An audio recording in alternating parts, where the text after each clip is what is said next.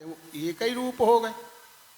सोई जान जही देहु जनाई और जानत तुम ही हो जाए।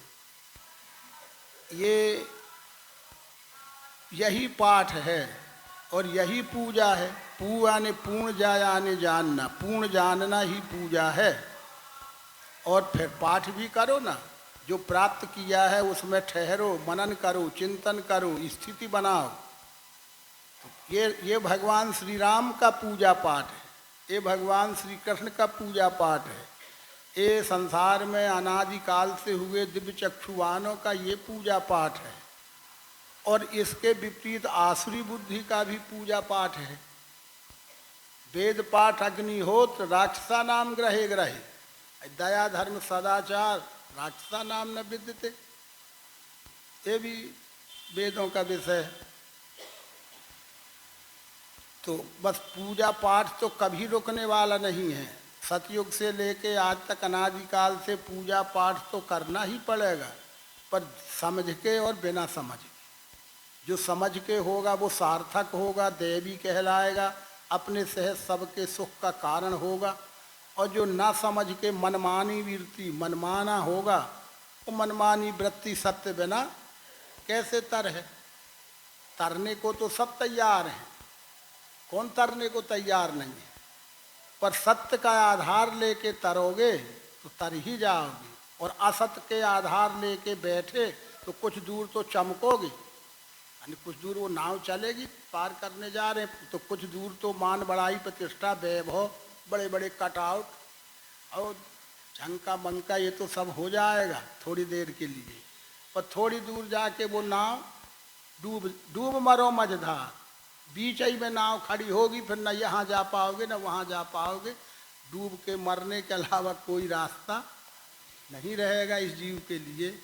इसलिए वेद कहते हैं कि हे सज्जनों, इसमें भूल मत करना। पढ़ने की मनाही नहीं है, सुनने की मनाही नहीं है। पढ़ के सुन के भी पुण्य मिलता है। पुण्य प्राप्त करना मनुष्य का कर्तव्य ही है, तो पढ़ने सुनने का भी पुण्य मिलता है। पर क्या पुण्य मिलता है? जिसके बारे में पढ़ा है, जिसके बारे में सुना है, वो चीज़ क्या है वो जानने की इच्छा हो जाती है। ये जानने की इच्छा हो जाना ही तो पुण्य है। मनुष्यों में हजारों ये बिरला योग आचरने वालों में बिरला ही लख है मुझे। इच्छा हो जाना ही पहला पुण्य है। इच्छा ही नहीं हुई तो क्या क्या रह उसके लिए है। तो पढ़े सुने कर यह फल भाई, सब तो लिखा है, छोड़ा क्या है लिख महापुरुषों ने।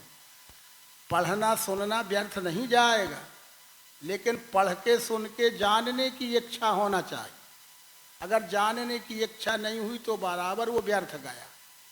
और जानने की इच्छा होगी तो पहला पुण्य तो मिल गया। पढ़े सुने कर यह फल भाई, ये इच्छा हो गई। और जब जानना हो गया तो ये दूसरा पुण्य मिल गया।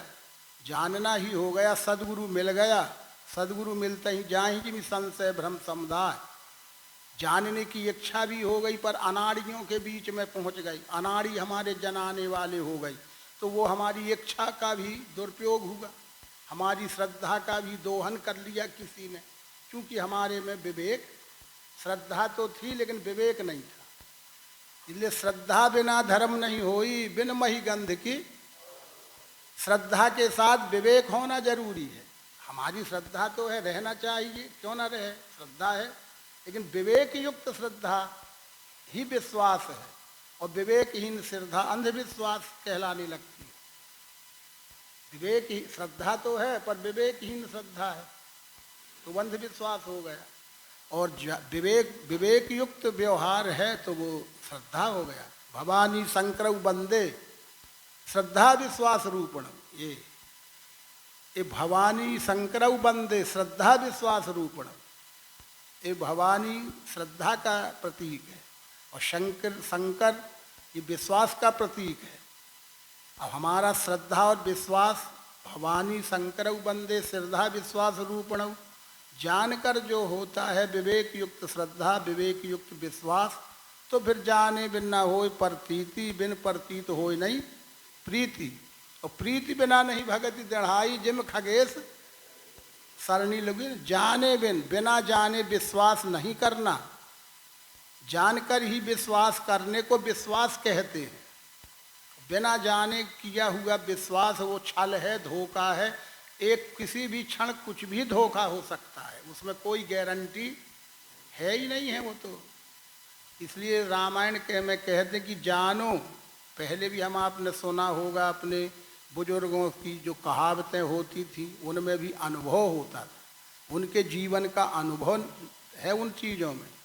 क्या आप सुनते रहे होंगे कि गुरु करे जान के और पानी पिए, ये तो पुराना सूत्र है।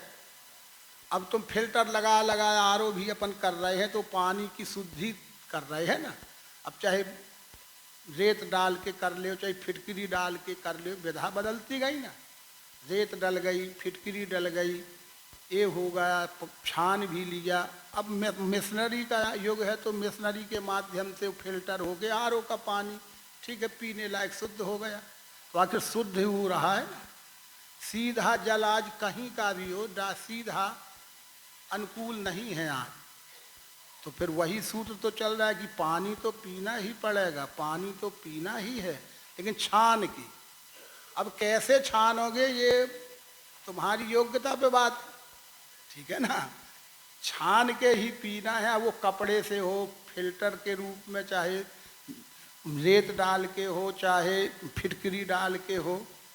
अभी तुम्हारे पास तरीका होगा तो छानोगे, और नहीं है तो पिए जा।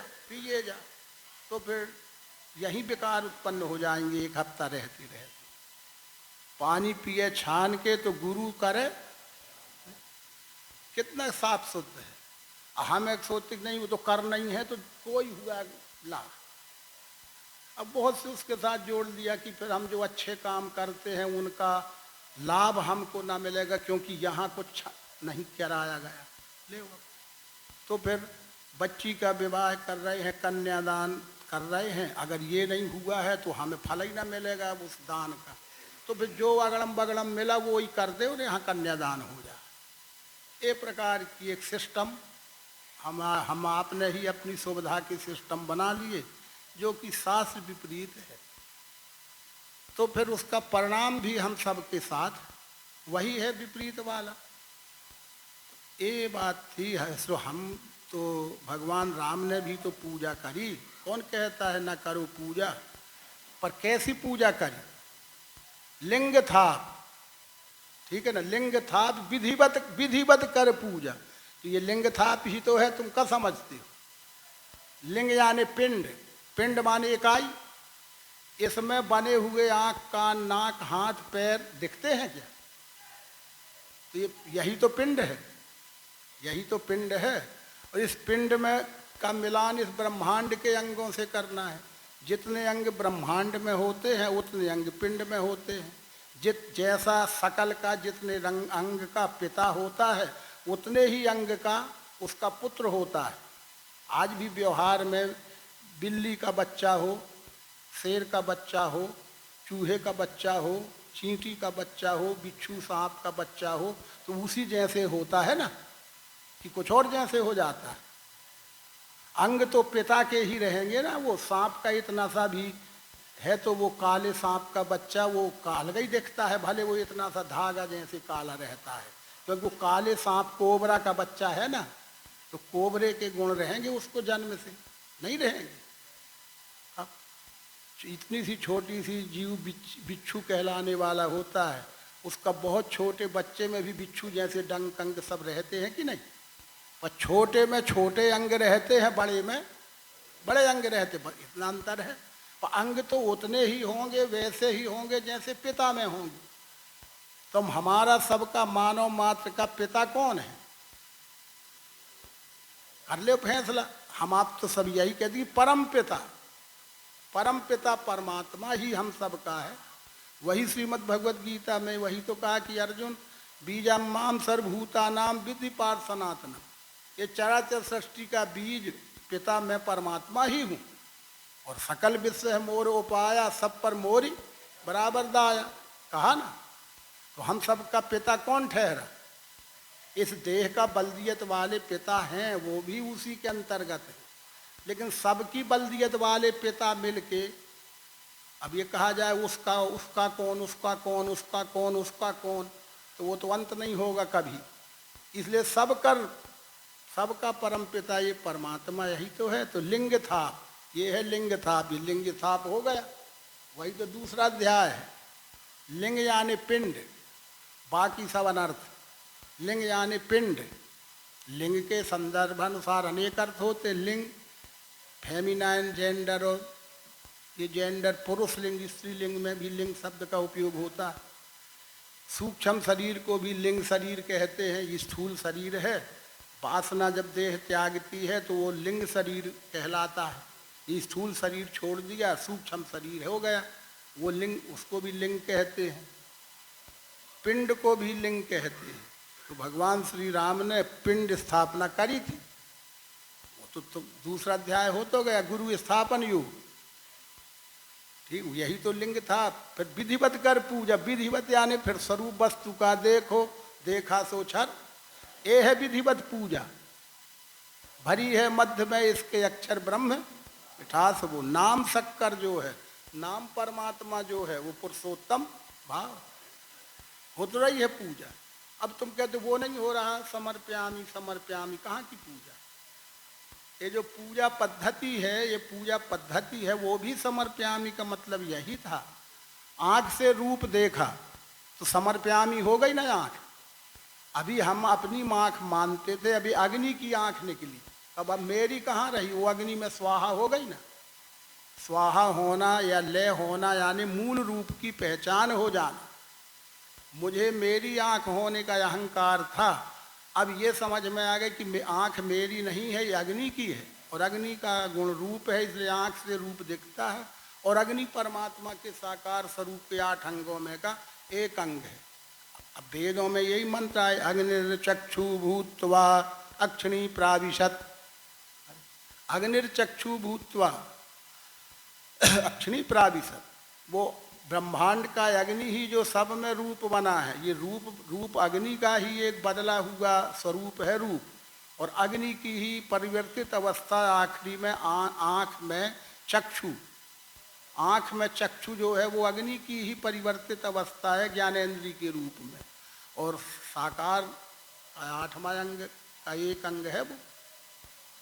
अब स्वाहा हो गया कि नहीं? स्वाहा यानी मैं नहीं मेरा नहीं, मैं नहीं मेरा नहीं, ये तन किसी का है दिया, और देने वाले ने तो दिया था किस अभिमान से, किस अरमान से? देने वाले ने दिया, वह भी दिया किस शान से?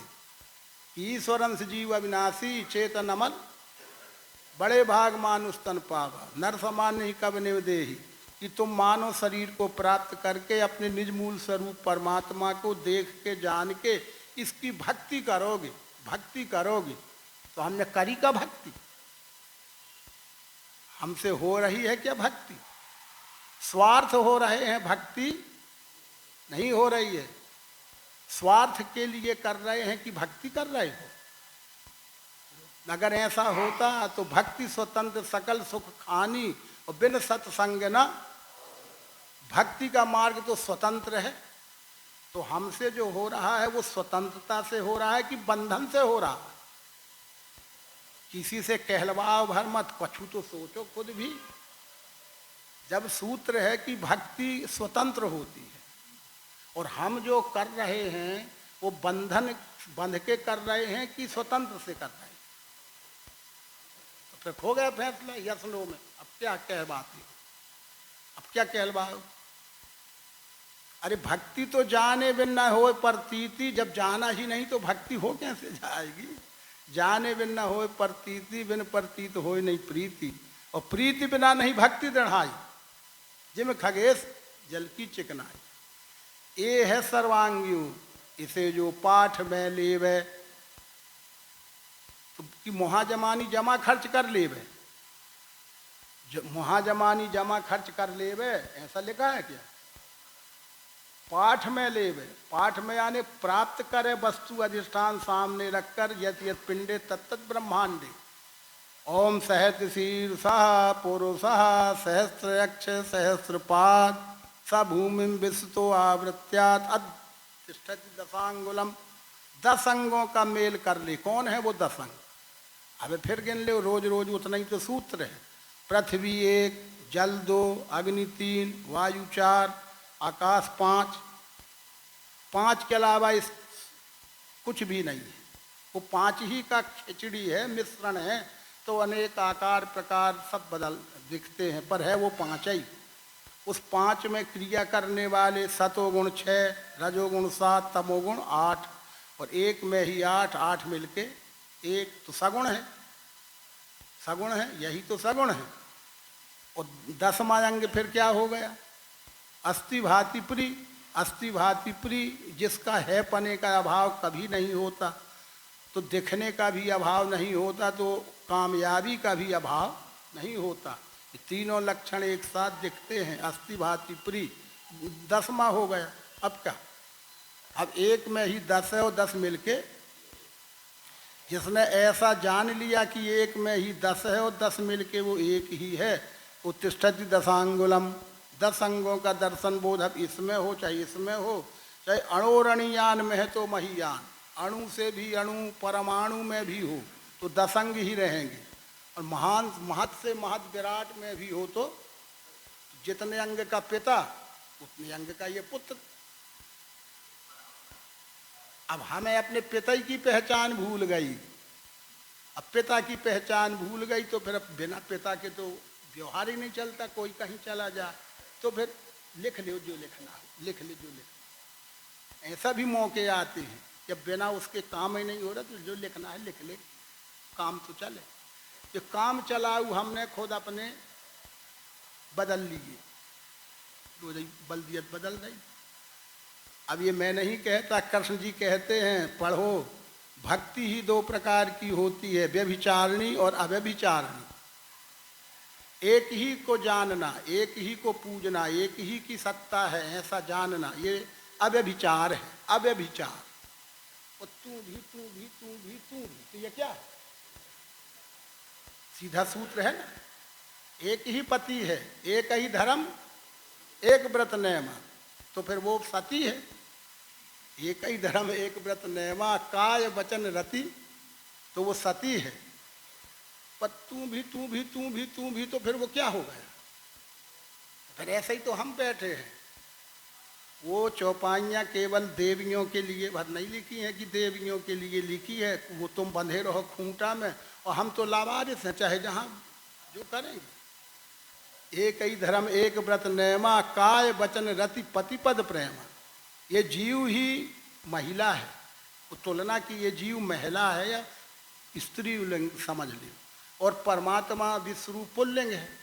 तो हमारा सबका एक ही इष्ट, एक ही पति होना चाहिए ना। हम तो फिर कौन भक्ति कर रहे हैं? व्यभिचारिणी की अव्यभिचारिणी? भक्ति तो कर रहे हो, पर कौन? ये फैसले हैं श्रीमद् भगवद गीता। इसलिए ये भ्रम लेके यहाँ से मत जाना कि अरे ना वहाँ कोई पूजा होती, ना पाठ होता, ना पूजा होती, ना पाठ होता।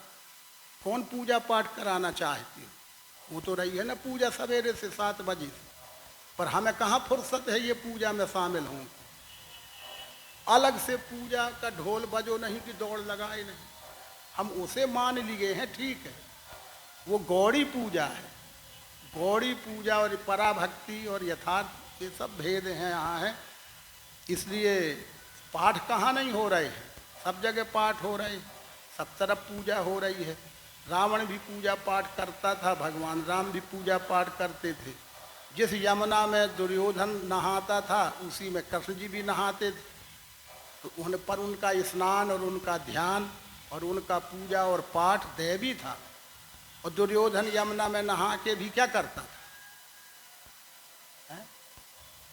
पर दूसरे का धन हरण करना, दूसरे की सुंदर स्त्री पर ललचा के उसको उठा ले आना, जहर देना, सोई हुई अवस्था में आग लगा देना जिससे जल जाए, ऐसे किसी को जहर दे देना, ये आतताई के लक्षण कहेगा ही। ऐसा करने वाला मनुष्य आतताई कहलाता है। चाहे फिर वो गंगा नहावे, चाहे जमुना नहावे, चाहे पूरा डूब ही रहे। वो मछली भी तो दिन रात डूबी है पानी में, तो क्या उसकी महक सोचो, मछली जो 24 घंटा पानी में ही डूबी है ना, पर उसकी महक कैसी होती है, उल्टियाँ हो सकती हैं, इतना बुरा तीक्ष्ण दुर्गंध होती है। जो चीज़ 24 घंटा पानी में धुल रही है, पानी में तैर रही है, पानी में जी रही है, मर रही है, वो जीवित मछली की भी कैसी महक गंध तीक्ष्ण होती है। ऐसे ये जीव अपनी अपनी मनमानी भक्ति में तैर रहा है। हम सोच रहे हम शुद्ध हो रहे हैं, हम शुद्ध हो रहे हैं, हम शुद्ध हो रहे हैं, लेकिन ऐसी तीक्ष्ण दुर्गंध के दुर्गुण इसमें भरे हैं कि उसकी दुर्गंध फीकी है। इसलिए पाठ किए क्या लाभ मिलेगा, जब तक मन में भेद रहे, जब तक हमारा मन मलिन है, तब तक किसी बात का कोई लाभ सज्जनों नहीं मिलता। यही सनातन की परंपरा है। लाभ ही लेना है तो फिर निर्मल मन जन सो मोहि पावा, मोहि कपट छल छिद्र न भावा, जाके हृदय छल छिद्र दुरावा, सो नर सपने मोहि न भा, जिनके हृदय दंभ नहीं माया, ताके हृदय बसहु रघुराया। और हमारे में कैसे बसे, क्योंकि हम सामान्य व्यक्ति भी कहीं बैठते हैं तो साफ जगह, साफ सुथरी जगह में हम इंसान भी बैठना चाहते हैं। तो जो लोग कहते हैं उन्हीं का ये पोस्टमार्टम किया गया है, उनके विचारों का, कि जो लोग कहते हैं कि क्या बतलाते हैं समझ में नहीं आता, क्या बतलाते हैं समझ में नहीं आता, बैठते भी हैं, चाहते तो हैं कि हमको भी हो जाए, हमको भी पट जाए, ऐसे भी इच्छा जीव की रहती है।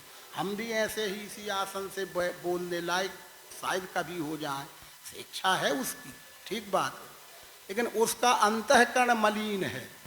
जब तक अंतःकरण मलिन है तो ज्ञान बैठे कैसे। जब एक सामान्य व्यक्ति साफ सुथरे में बैठना चाहता है तो ज्ञान चाहे जहाँ बैठ जाएगा कि वो भी शुद्ध अंतःकरण चाहिए। उसे कोई जाति की, कुल की, मत की, पंथ की, संप्रदाय की अपेक्षा निर्मल मन, जहाँ निर्मल मन होता है वहाँ मैं बैठा ही हूँ, मन स्थिर हो जाता है। जहाँ मन निर्मल नहीं है तो चाहता भी रहे तो क्या होगा, पहले जगह तो बनाओ बैठने की साफ सुथरी। ये अंतःकरण मानव मात्र का स्थान है, ये जहाँ स्थिर हो जावे वहीं सदगुरु स्थान है। ये सर्वांग योग ही या हो रहा है भैया, मैं कुछ और नहीं कर रहा।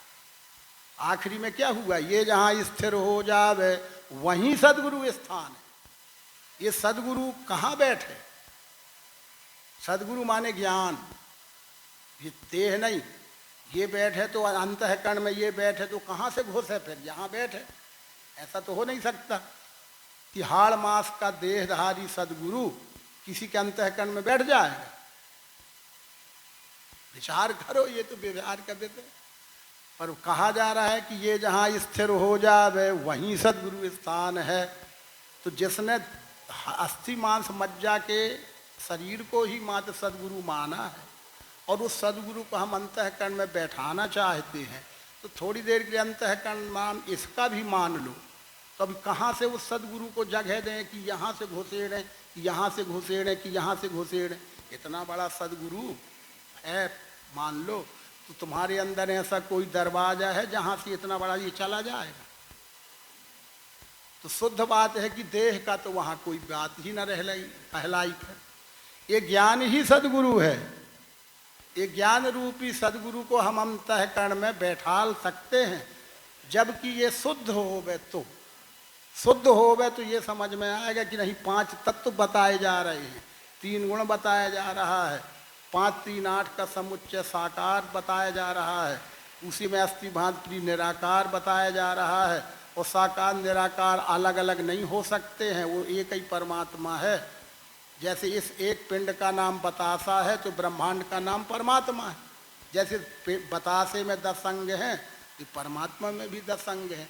ऐसा बैठ गया, अगर बैठ गया तो वो कहाँ बैठेगा, जहाँ सफाई होगी अंतःकरण की।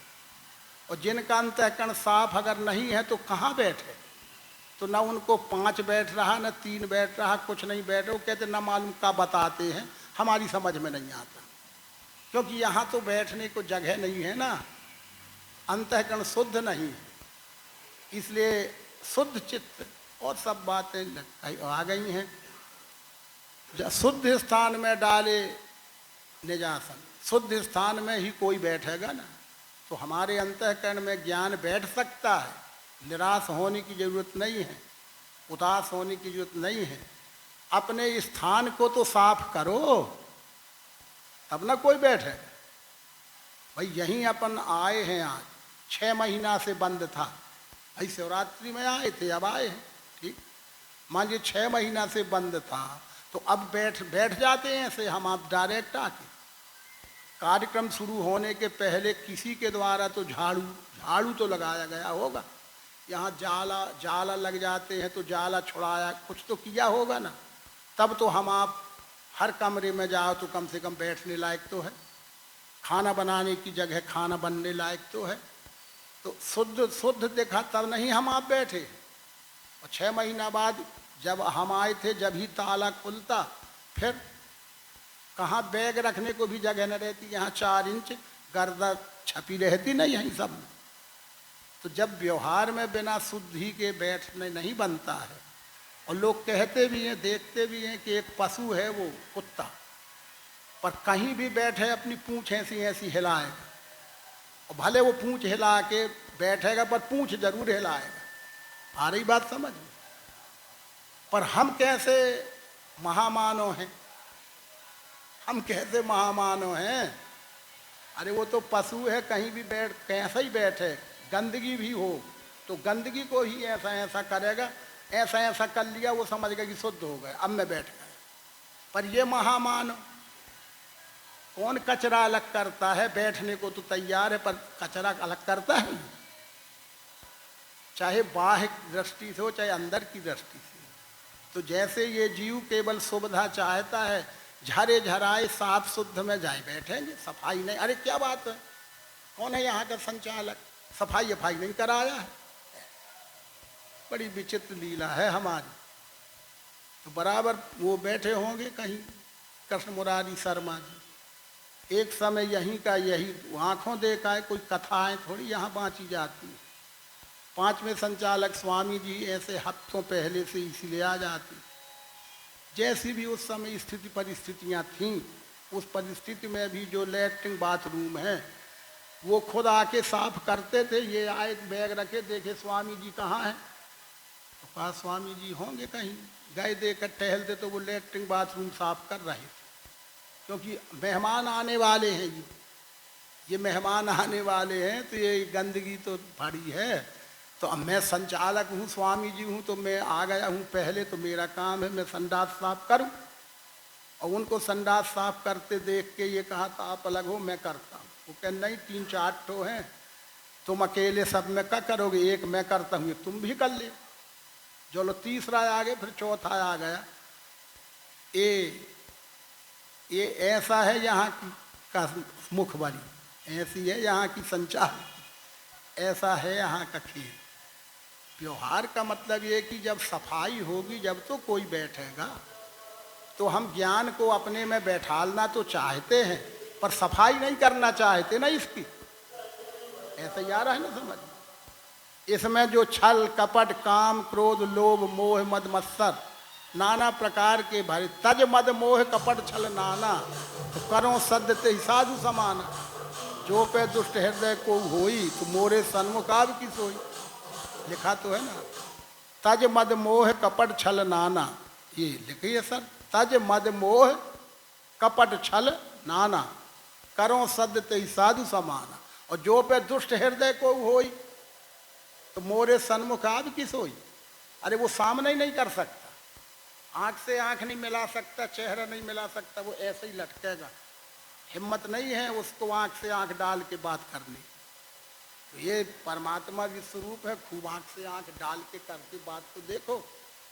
हमारी हिम्मत ही नहीं है कि हम देख सकें, क्योंकि हमारे अंदर चोर भरा है ना, निज डर अपने।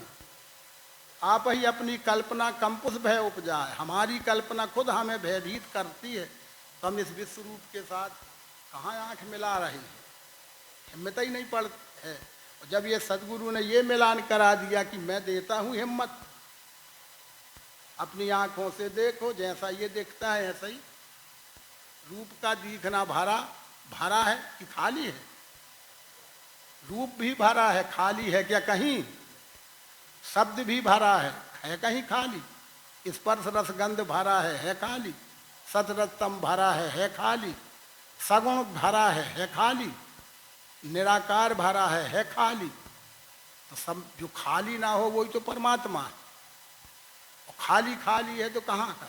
हम खुद खाली हैं तो यहाँ क्या भर देंगे? ये सर्वांग योग को समझो। सर्वांग योग ही अंतिम सार है मानव देह का। पर वो समझ में सबकी आ सकता है, पर शर्त तो वही है कि अंतःकरण को शुद्ध। और यही है फिर बात। चलिए ठीक है। हाँ हाँ पूछो। बैठ जाओ, वो तो हमारा हम ही को लौटा रही हो। ठीक बात, बैठो, समझ गए। ठीक बात,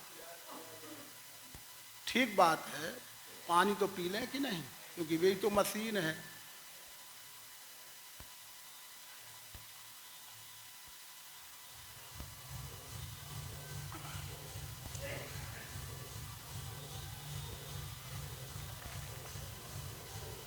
आखिरी में अभी ही मैं वही कहने वाला था, तो फिर मुझे लगा कि नहीं, अब यहीं हम छोड़ दें, आप लोगों को मौका दें। अब नहीं फिर लगेगा कि हमें मौका ही नहीं मिलता, यही बत लगे रहते हैं।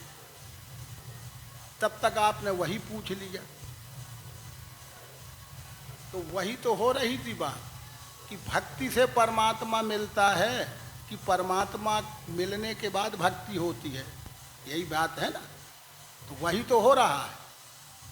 अंतःकरण शुद्ध होने पर ही मिलना होता है। तो अंतःकरण शुद्ध हो गया माने वो पहले की भक्ति है। ठीक है ना। अब व्यवहारी में समझ लो। और जब शुद्ध हो गया तो फिर अब हम उसको शुद्ध ही रखेंगे या शुद्ध ना होने देंगे, ये बात की है। हो तो गई बात। अब इस संस्कृत श्लोक भगवान कृष्ण भी क्या कह रहे हैं? अर्जुन, वेदों से, यज्ञ से, दान से, किसी भी प्रकार के क्रिया योग के द्वारा निर्मूल स्वरूप परमात्मा की प्राप्ति जीव को कभी त्रिकाल में भी नहीं हो सकती है। कैसे होगी? अनन्य योग द्वारा तत्वता इस प्रकार में जानने देखने वैसे मिलने योग्य पार्थ हूँ। ये प्राप्ति करने के समय अनन्य योग आया ना। तो अनन्य योग यानी यही दिव्य चक्षु योग, यही विज्ञान योग, ये पिंड ब्रह्मांड की एकता का मिलान कराने वाली जो मेथड है, इसी का नाम अनन्य योग है। तो बिना प्रयोग के जानना नहीं हो सकता, वो प्रयोग ही अनन्य योग है। तो ये प्राप्ति तो हो गई। ये प्राप्ति स्थिति और अचल स्थिति, ये प्राप्ति भी हुआ तो ये अनन्य योग है। तो फिर स्थिति कैसे होगी? अनन्य भाव से मेरी जो करते हैं उपासना, ऐसे नित्याभियुक्तों का करता हूँ योग क्षय में सदा। तो अनन्य भाव से फिर उसमें स्थिति और अचल स्थिति होगी। प्राप्ति भी अनन्य योग के द्वारा ही होगी। तो उसमें स्थिति और अचल स्थिति भी अनन्य योग का मनन अभ्यास करते हुए, अपना स्वकर्म का आचरण से शुद्ध रखते हुए इस अचल स्थिति भी प्राप्त हो जाएगी। ये भाव भक्ति से परमात्मा मिलता है, माने अंतःकरण की शुद्धि होने पर मिलता है। ठीक। और परमात्मा को जानकर भक्ति होती है, माने शुद्ध अंतःकरण से शुद्ध व्यवहार करने से होती है। तो ये पराभक्ति है श्रेष्ठ। वो कहा न सर्वांग योग कब आया? उसी से लगा हुआ। 7वें अध्याय में हमने क्या समझा? अनन्यता मिली उसको, यही है ना अनन्य योग। मिला ना आप सब लोगों को, हम सबको मिल तो रहा है। अनन्यता मिली उसको, वेदों का सार भी मिला। मिला माने प्राप्त हुआ, पर स्थिति हो गई क्या? अचल स्थिति हो गई क्या? मिले हुए की में स्थित और अचल स्थित होने के लिए फिर पश्चात बीज भक्ति का अनन्य अकर्म रूप से दिखे विश्व में वो, ये पराभक्ति है। गौड़ी भक्ति और पराभक्ति पे दो भेद है। बिना जाने भी भक्ति होती है अर्जुन, वो गौणी भक्ति है, और जानकर जो होती है वो पराभक्ति। इसलिए ये पराभक्ति है। भगवान श्री राम ने जो भक्ति समझाई वो पराभक्ति है। भगवान श्री कृष्ण ने इसी 12वें अध्याय का नाम ही अनन्य भक्ति योग है, ये पराभक्ति है। वेदों की जो श्रीमद् भागवत में व्यास जी ने 9धा भक्ति समझाई, अर्चनम, वंदनम, दास्यम, सख्यम, ये 9 भेद, ये यही पराभक्ति है। हो गई बात। प्राप्ति, स्थिति और अचल स्थिति, ये भेद है। ठीक है, और कुछ औरों को भी मौका है, 9 बजे तक चलाएंगे बढ़िया। नहीं ना, हाँ आजा।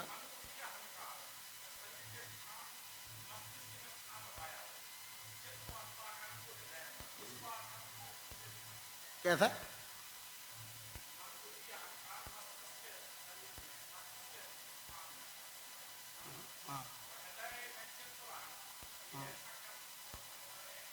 ऐसा कुछ नहीं, ये तो कहीं, ये तो अपने मन से अपन सेटिंग जमा रहे हैं, ये अपनी सेटिंग है, ये सैद्धांतिक नहीं है। उदाहरण के लिए जैसे हम आप रोज बोलते तो वही है ना, क्योंकि वो भगवान का सिद्धांत है, इसलिए हर भक्त बोलेगा तो भगवान का सिद्धांत ही बोलेगा, और कुछ कैसे हम कुछ यहाँ बोल सकते हैं। तो जब आप ही समझाते हो कि गुण हैं इनके आगे, वे तीनों सूक्ष्म रूप हैं, 5 ज्ञानेंद्रियों से वे दिखने के नहीं, कभी जानेगा मन, वे तीनों और उनके स्वधर्म। तो फिर कहते तो ना कि एक छोटे अबोध बच्चे से भी पूछो कि आँख कहाँ है, आई, नोज, ईयर, हिंदी हो चाहे अंग्रेजी हो, बता देता है ना। पर हमारे जैसे स्वामी जी से भी पूछ ले कि तेरा मन कहाँ है, कहाँ बताऊँ, यहाँ कि यहाँ की यहाँ कहाँ है, पर नहीं है क्या, मन नहीं है क्या इसमें, पर उसका स्थान बताओ कहाँ है। पर जैसे हम इंद्री को अंगुली रख के बोध करा देते कि ये आँख है, ये नाक है, ये कान है, ये त्वचा है, ये जीव है, बता दिए ना ये है जीव, ऐसे मन बताओ कि ये है मन, पर नहीं है क्या। शरीर से सूक्ष्म है इंद्री, इंद्री से मन सूक्ष्म है, मन से सूक्ष्म है बुद्धि, काम है बुद्धि से परे, ये सब सूत्र है। तो कुल मिला के है सब में सब, तुम उसको स्थान चिन्हित नहीं कर सकते हो, पॉइंट आउट नहीं कर सकते हो कि ये है मन, ये बता दीजिए। जहाँ इंद्री है वहीं मन है। व्यवहारिक उदाहरण, जैसे आँख से रूप दिख रहा है, कान से शब्द सुनाई दे ही रहे हैं, पर यदि हमारा सत्संग चल रहा है, हमारा चित्त और मन सब उस ज्ञान को समझने में लगे हैं, उसी समय कोई आएगा जाएगा भी, कोई यहाँ से दाएं बाएं कोई आवाज़ भी होगी, तो हम बेजान समझेंगे कि कोई आ जा रहा है, कुछ आवाज़ हो रही है, वो तो अनुभूति होगी, पर कौन आया गया ये बता पाओगे क्या, क्या बोल रहा था ये बता पाते हैं क्या हम? क्यों? हम यही कहते भाई आता जाता तो हमने देखा है, पर हम अपने काम में लगे थे, तो हम कह नहीं सकते कि वो गोरा था कि काला था कि श्यामलाल था कि कालू राम था कि गुड्डू था कि पिंटू था, ये बता पाओ? शब्द हम सुन रहे थे कि कुछ आवाज़ें हो रही थी, पर कौन क्या कह रहा था हम ये नहीं जानते, क्योंकि मन वहाँ हमारा, पर आँख का दिखना तो हो रहा था, कान से शब्द तो आ रहे थे, लेकिन मन नहीं लगा था, तो हम बता नहीं सकते। तो मन रहता कहाँ है फिर? अरे इंद्रिय मन बुद्धि, वो मन सब में रहता है। देखने का मौका आए तो आँख में है, सुनने का मौका आए तो कान में है, स्पर्श का मौका आए तो त्वचा में है, स्वाद का मौका आया तो जीभ में भी है, सूंघने का मौका आया तो नासिका में भी है। अब यहाँ है का स्थान, तो इंद्र आ गया समझ। जहाँ 5 तत्व हैं वहीं 3 गुण होंगे ना, तो जहाँ 5 ज्ञानेंद्रियाँ हैं वहीं त्रिगुण भी हैं, तो ज्ञानेंद्रिय तो यहाँ भी है, और पूरे शरीर में भी त्वचा है कि नहीं है। ये मत सोचो हम रास्ता चल रहे हैं और कांटा लगता है, चींटी भी काट देती है, तो यहाँ मालूम हो जाता है ना कि कुछ न कुछ काट दिया, तो वहाँ भी त्वचा तो है ना, तो मन वहाँ नहीं है क्या है? तो कहाँ चिन्हित करोगे कि ये है मन का स्थान? हम बोल रहे हैं, बैठे बैठे यहाँ कोई मच्छर काट दे तो हम बोलते रहेंगे, बोलना बंद ना होगा, ऑटोमेटिक हमारा हाथ स्वयं वहाँ चला जाएगा और हम खुजला भी लेंगे और बोलते भी रहेंगे और आप समझ भी ना पाओगे कि क्या हो रहा है। तो सब इंद्रियां स्वाभाविक रूप से अपना काम करती ही रहती हैं, एक का काम बंद होके एक का काम नहीं होता। आंख देखती रहती है, कान सुनते रहते हैं, अभी चाय आ जाए तो पीते भी रहेंगे, सुगंध दुर्गंध होने लगे तो नाक में सूंघना भी होता रहेगा, सब होता ही रहता है कि रुक जाता है? चखना, सूंघना, बोलना, सुनना सब होता रहता है ना एक साथ। तो अब बताओ कौन कहाँ है? आखिरी में तत्पदम दर्शितम, इसलिए तत्पदम दर्शितम, तत्पद का मतलब होता है वहाँ, ये त्रिपुटी में का तत्त्वमसि का भाव अलग है। तत् माने क्षर साकार, त्वम यानी निराकार, असि यानी नाम पुरुषोत्तम, पर ये अलग बात है। पर तत्पदम दर्शितम जो हम श्लोक में वंदना करते हैं वो क्या है? तत्पद। तत्पदम दर्शितम ये न तस्मै श्री गुरुवे नमः। वो तत्पद यानी सब में सब, विश्व में सब में ही हूँ, दूसरा कुछ है नहीं, है विश्व सब मेरे में, सूत में मणि, सूत का ही गुरिया है, सूत में ही पिरोया गया है, आखिर वो सूत के अलावा और क्या है? तो वो सब में सब है, बस। आगे समझ ठीक है। हाँ, घासीराम जी कुछ कह रहे थे। आज ये नजदीक आवाज तुम्हारे जैसे हम दिया होते जा रहे हैं।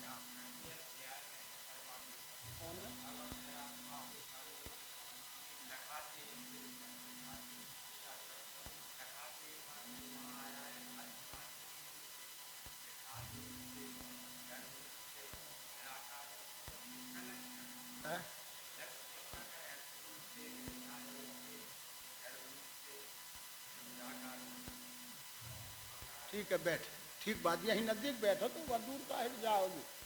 अब बैठिए। हाँ ठीक है, ठीक है, बैठने दीजिए, सुनाएगा तो है ही, दूर पास से का मतलब। इसे तो ये माइक लगा है कि वहाँ तक वाले भी सुने, उनको भर थोड़ी सुनना है, न उनका अकेला कोई प्रश्न है। प्रश्न कोई अकेला नहीं होता, करने वाला निमित्त कोई एक होगा, पर लाभ वो सबके लिए होता है। सुर सरि सम सब कर हित हो, उनका प्रश्न सुन ले। तो छठवें अध्याय से के ऊपर उस बात है समझने के लिए है कि छठवें अध्याय की शुरुआत भगवान क्या कर रहे हैं कि अब अक्षरात्मा को जानने की सुरीति ये लखाते हैं, इसे लेना श्रद्धा से साथ की। तो यहाँ जो लखाते शब्द है इसको वो समझना चाहती है, शुरुआत तो कहीं से हो, तो ये लखाते हैं को समझना चाहते हैं। तो देखना और लखना में फर्क है। देखना स्थूल को कहते हैं, लखना सूक्ष्म को कहते हैं। जैसे आज भी लोक व्यवहार में हम आप कोई विवादित बात कोई करता हो या नीति विरुद्ध व्यवहार करता हो तो हम आप एक दूसरे से कहते भैया देखो तो जरा इनको, कहते हैं ना, तो का देख नहीं रहे तो उसका चेहरा।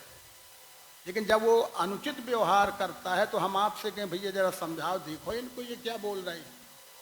यहाँ देखो का अर्थ उसके आचरण की और उसके व्यवहार की ओर लक्ष्य करना है, ना कि चेहरा देखना है। ठीक है ना? अभी आप मुझसे या मैं आपसे तो आप ही को देखो तो यार भैया स्वामी जी कैसे हैं यार, मुझे भी तो का ये शकल देखना है कि मेरे व्यवहार की कमी बेसी देखना है, यही होगा ना।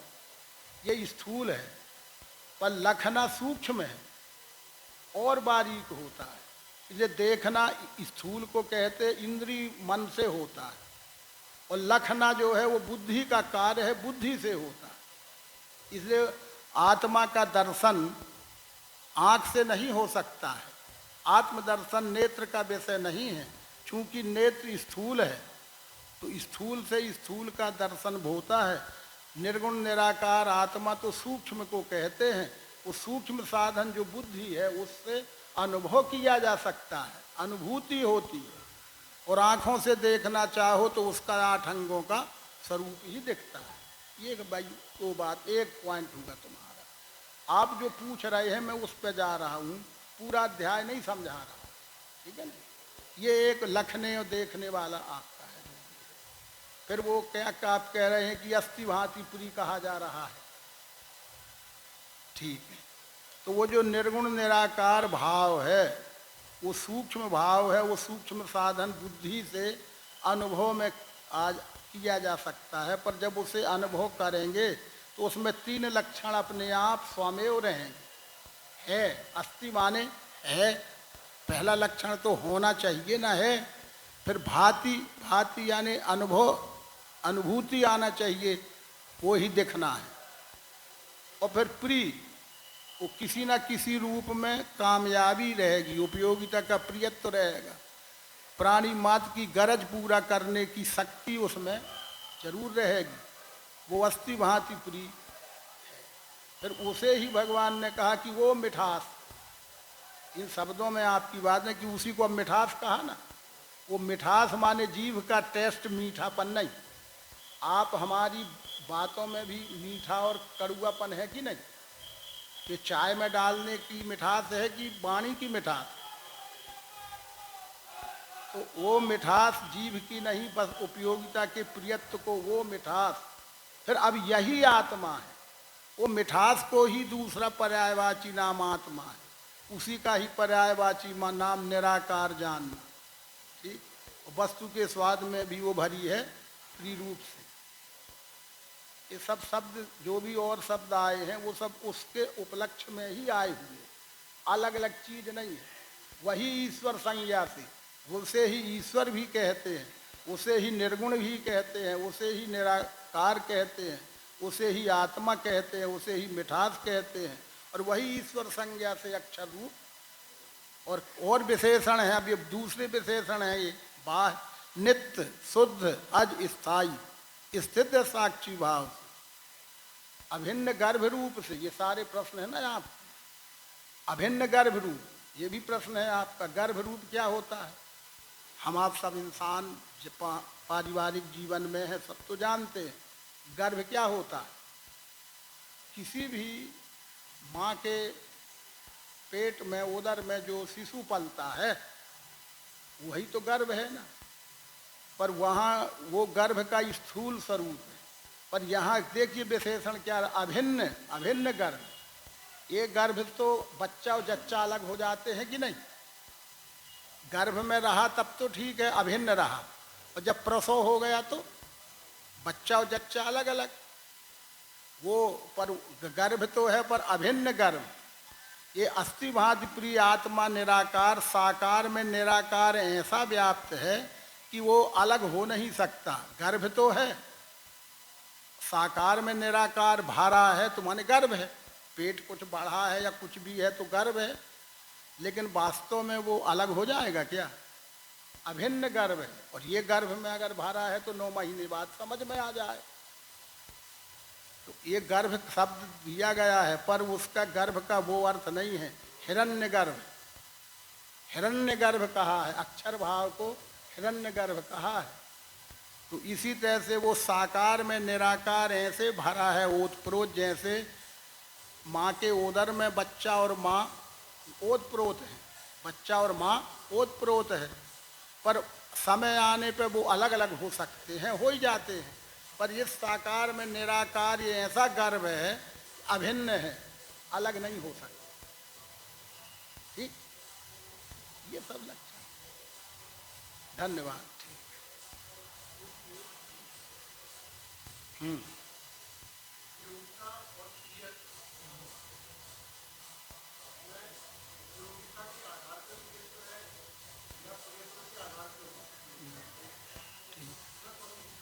अच्छा,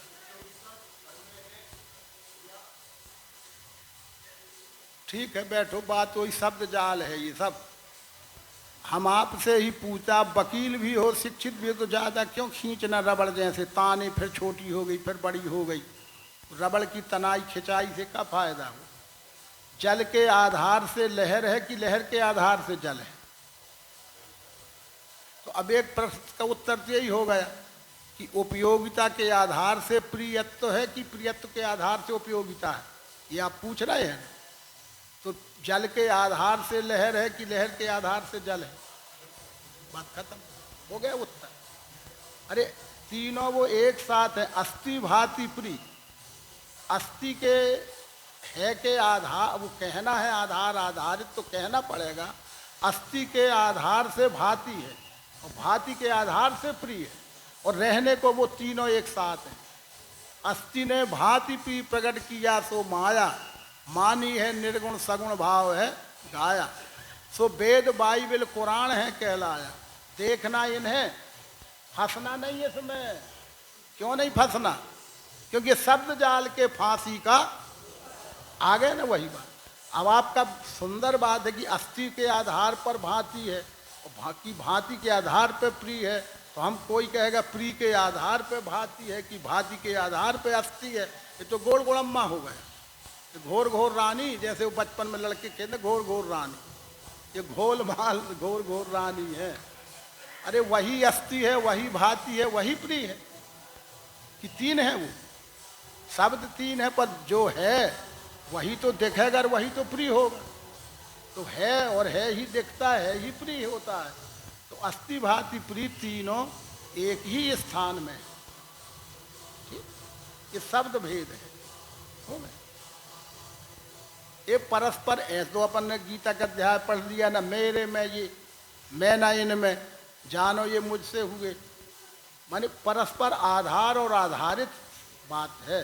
लेकिन तुम अलग अलग करना चाहो तो अस्थि भांति प्रिय तीन अलग नहीं होती।